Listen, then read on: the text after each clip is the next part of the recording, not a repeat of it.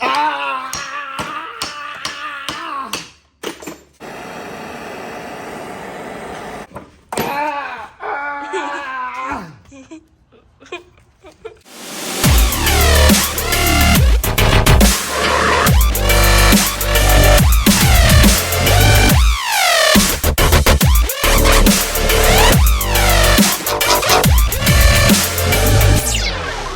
YouTube. This your boy Tony Tone coming back at y'all one more again with another great video. YouTube. Y'all know what time it is, man. We out here in the garage, man. For those of y'all that don't know me, I'm Tony on Chevy's Are Us. And if you want to be encouraged, if you want to learn what's going on with working on these old school cars, doing these LS swaps, you want to see the things that people don't see behind the scenes, then you ride with me, YouTube. You want to learn how to do stuff, you want to be helped, then you stick with me, YouTube. I know a lot of people don't have the gift of working on cars or doing this to a car or fixing up a car. A lot of people don't have that gift. But guess what? God blessed me with that gift. And that gift ain't for me. That gift is for you. So that's why I'm here, YouTube. So lock in with me. Make sure you subscribe if you have not. Click that subscribe button. Click that comment button, leave me a comment, turn your notification bell on. Matter of fact, you can find me on Instagram at Chevys_R_us. I put it up in the corner. And you can also find me on TikTok at Tony_S_wife. I'm gonna talk to you today about how you know your GM power steering gearbox is bad. Man, I've been through a lot with this power steering system, man. Let's get to it, YouTube. First things first, YouTube.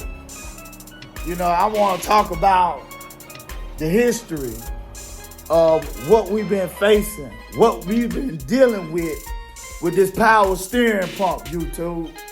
So here's the thing. Y'all want to see my neighbor? My neighbor walking down the street, YouTube. But anyway, YouTube. So originally, let me show y'all. So as you can see, this is the serpentine setup. It all came as one complete unit. Yup, you see that? Whole serpentine setup came as one complete unit. And the power steering pump, which is right here. Show y'all. Yeah, there you go. You can see it right there. This is the power steering pump. Came with the system. And let me tell y'all what happened. So originally, when I first got the vehicle running and it was drivable, you know, I did run the engine quite often. Even before I was able to drive the car, I ran the engine a lot. And so I don't know if you are aware, but this is one thing that you should not do. If you don't have power steering fluid in your pump and your reservoir ain't connected, I highly advise you not to run that engine much at all.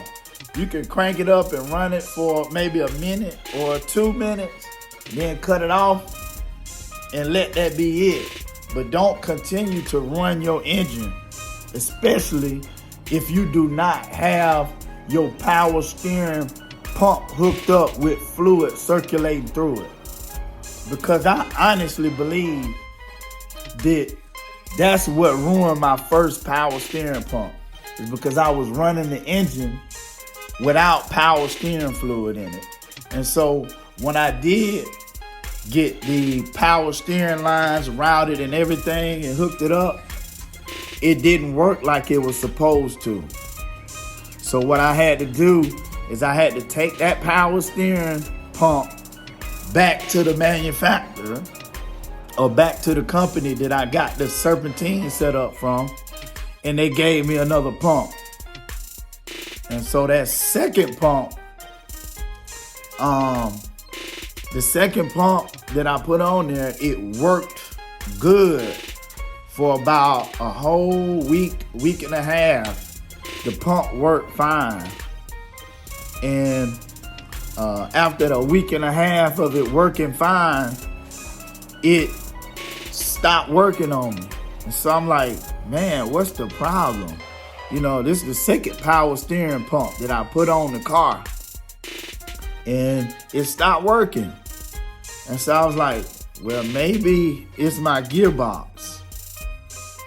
Maybe that might be the problem. But before I changed the gearbox out, I said, let me take this power steering pump off. Let me take it back. And what they did is they tested it again, and it was losing pressure. It's supposed to have up to 1,500 PSI, but it didn't. Every time it go up, it'll start dropping. So I ended up getting another power steering pump because that one was bad. And so once I got that one and I put it on, you know, it kind of worked, but then again, it kind of didn't. Well, actually it did work, but I noticed, let me show you. So I noticed that whenever I was driving, you know, and I would steer and be driving, my wheel would kind of start sticking. It would stick, or stick. And it would actually not turn hard, but it'd just be a little sticky when it was steering. And so I said, you know what?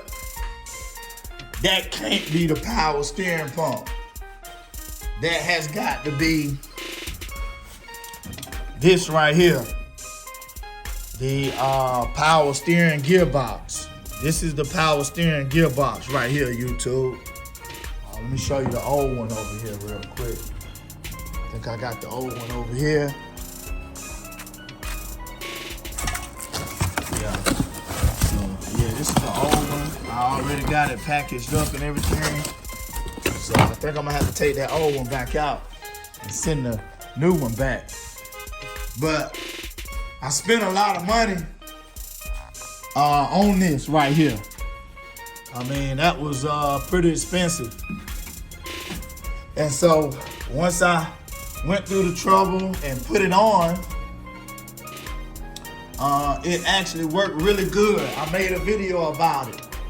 Matter of fact, I was happy. I was satisfied with it. Yeah, if y'all haven't seen that video when I put this on, click in that top right corner and check that video out. Power steering gearbox install, YouTube. We walked through in detail how we did it. You know, that's my first time ever doing it. I know that, you know, if I did it, I know that you can too, YouTube. But anyway, I put the power steering box on, and it worked good for one day. And then it stopped working. My power steering stopped working. So I'm like, oh my gosh, man. You know, I got frustrated, man. And you know what? That's one thing that people don't see behind the scenes. They don't see the frustration. They don't see the perseverance, man, that you got to go through. You know, a lot of people, you know, they get upset, they get angry, but I'm just want to explain something to you, YouTube. This is part of the process, man. You know, people just look out there and see them old school cars riding down the road, you know, for a person that restore the car themselves or put most of the work in themselves, you gonna face things like this. You gonna go through stuff like this to where you might swap something out 2 or 3 or 4 times, you know, to get it right. You gonna go through that. And so it's no reason to get frustrated. You just gotta have patience. When you find yourself getting frustrated, what you do, you take you a break. Like right now, I have not touched the 72 in about a week worth of time. So, you know, you want to take small breaks. You want to take breaks. You know, give your body a break. Give your mind a break. Just don't break from it too long, YouTube. But I remember one other situation when I was working on this car, this 72, when I was doing the fuel system. I had never built AN6 lines before. And I kept having to redo the lines because the lines kept leaking and kept leaking and kept leaking. It was stressing me out. I got frustrated. But you know what? I did not quit. I ain't quit. And now guess what? I know how to do an AN6 line in less than 5 minutes. I can put together one probably in less than 5 minutes. And it used to take me a long time. And you know, they just kept leaking. Now I do an AN6 line of fitting. My AN6 lines and fittings don't leak no more, YouTube. So I stuck with it. I continue. I didn't give up. And now I'm good at it. So I want you to do the same, YouTube. Persevere. Keep going. Stick with it. Don't give up. If you need to take a small break, you take a small break. Then you get back to it, YouTube. I'm here to tell you, man. I'm here to encourage you. I'm here to motivate you. Guess what? We're going to learn a lot together. You know? I just honestly believe that you could do all things through Christ who strengthens you. Remember that, YouTube. You can do all things through Christ who strengthens you. And so, you know what? He's already done a lot through me working on this 72 convertible Impala, because I've done a whole lot of stuff that I have never done before in my life. Never thought I would do, like working on a convertible top. I ain't never worked on no convertible top before, but I did it. I fixed my convertible top mechanism. Check that video out. Click in the top right corner. Check that video out, YouTube. If you think what I'm telling you, if you like what I'm telling you, YouTube, hey, click your like button.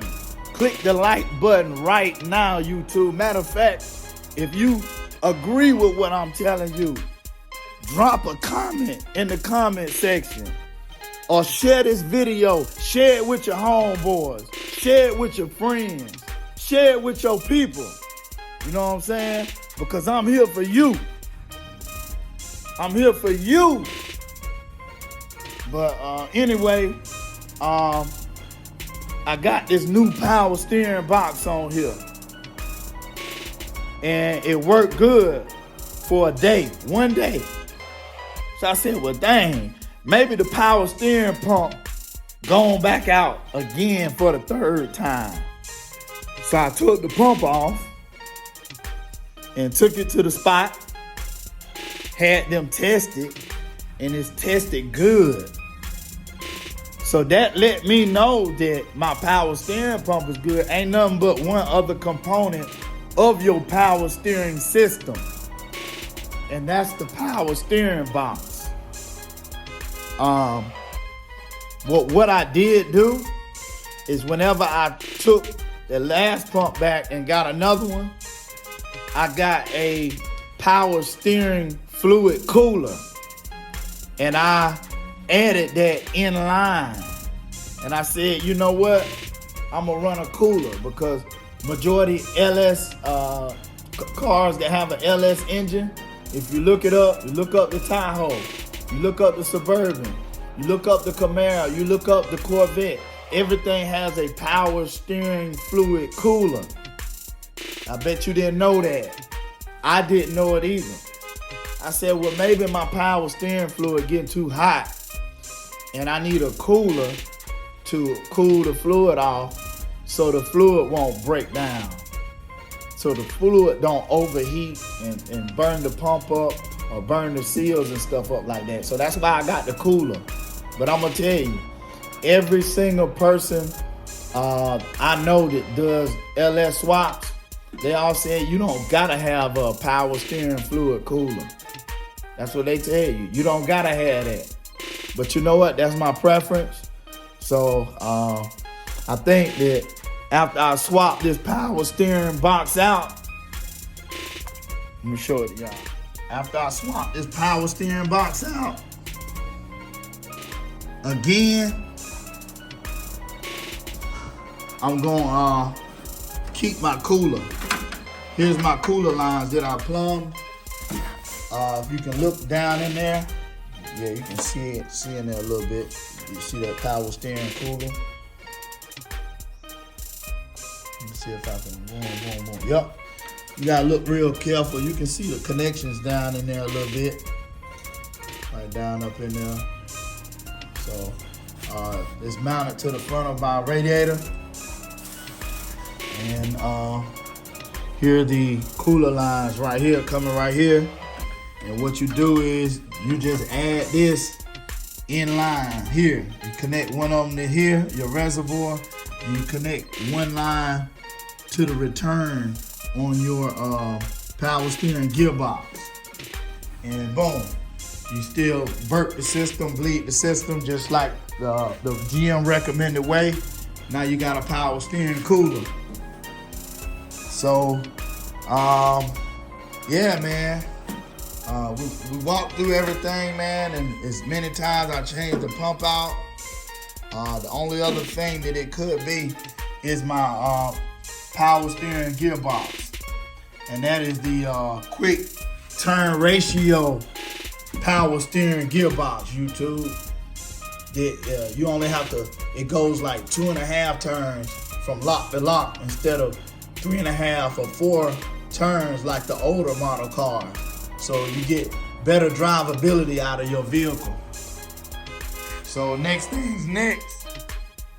To make a long story short, after all the work I put in, how many times I changed the pump, the work that I put in to change the power steering gearbox, I got to take it back off, send it back to the company, wait for them to send me another one. Then I got to go through the trouble of installing the power steering gearbox again. And you know, as you all know, man, this ain't no easy work. It's gonna require some physical work up out of you, man. But, you know, I just want y'all to know that, you know, persistence will pay off. Persistence will pay off. You know, you just gotta keep going, man. You gotta keep going, YouTube. You gotta keep going and do not give up. Just keep depending and keep leaning on the Lord to give you strength and continue to stay locked in with me so that we can be encouraged, we can be taught and motivated together, YouTube. All right? Once again, man, y'all lock in with me. Subscribe. For the ones that have not subscribed, make sure you click your like button right now. Click it. Like button. Turn on your notification button. If you have not a Gmail account, go ahead, create your Gmail account so that you can lock in with me and subscribe on YouTube. All right? We'll be back in a minute. YouTube,